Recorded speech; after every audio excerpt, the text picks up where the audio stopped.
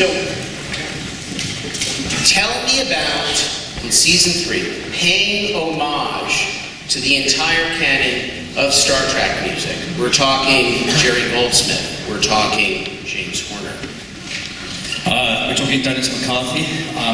We're talking Leonard Rosenman, Cliff Eidelman, Ron Courage, Alexander Courage. I mean, one of the things I think we wanted to do was take a big step back from the whole franchise. And, you know, Star Trek is so much more than each individual season, and the walls between each season really, you know, unlike some franchises where they're very standalone, Star Trek is this thing that has really followed us for the last 50 years. I'm without a breath. Yeah, you know, I think it's a phenomenal legacy that you're entrusted with, and it's a little bit like someone walking up to you and saying, "Can you put 10 feet on the top of the Eiffel Tower, and don't screw it up." So that's the sort of biggest thing I think we tried to do with it. You know, pay very much a tribute to the composers who come before, and also really, I mean, celebrate the orchestra. And I have to say, from tonight, a big thank you to this incredible orchestra. This is not easy music. So tell us about bringing Frederik in. So, we basically, at the very beginning of this season of Picard, decided what we were going to do, which in retrospect probably wasn't on paper the greatest idea, but we decided we were going to treat it like a movie and not do what we often do in TV, which is track pieces of music in here and there. And you know, you write 2-3 hours of music and it gets cut around. We decided we were going to try and score all of it, which means writing 7 hours of music. And I think about 4 hours in, I was literally dead.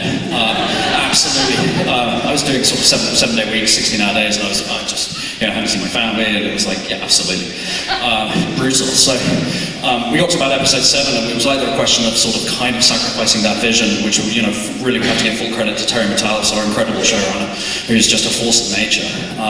And he was pointed out the soundtrack and said, "Oh, by the way, you know, there's a ton of this music with Frederik Wiedmann in it. Like, you know, should we just call him, see if he's free?" Which was good that you were free, because we didn't actually have a plan B.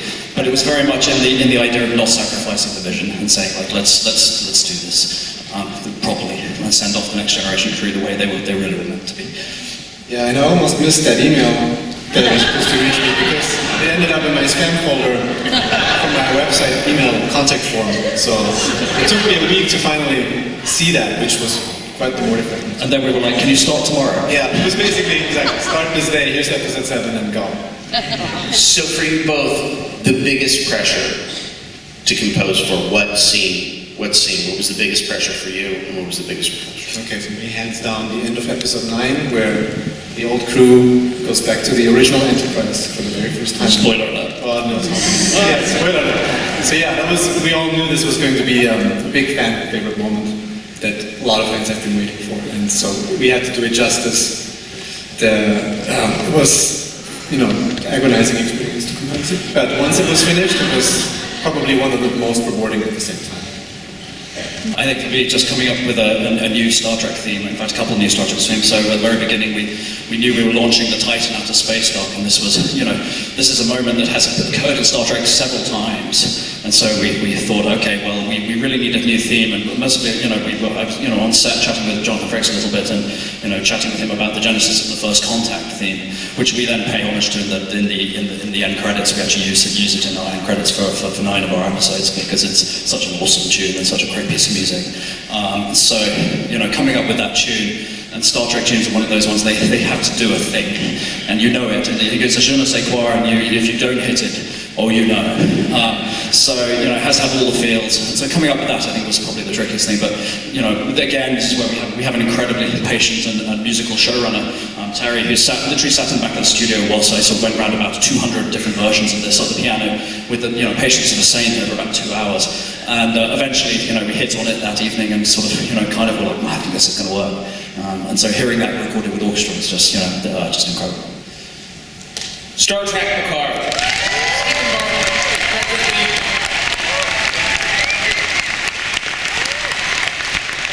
Hey everyone, thanks for watching. If you want to support my channel, you can buy one of my graphic novels from the link below, or you can buy one of my t-shirts. And also remember to click on like and subscribe.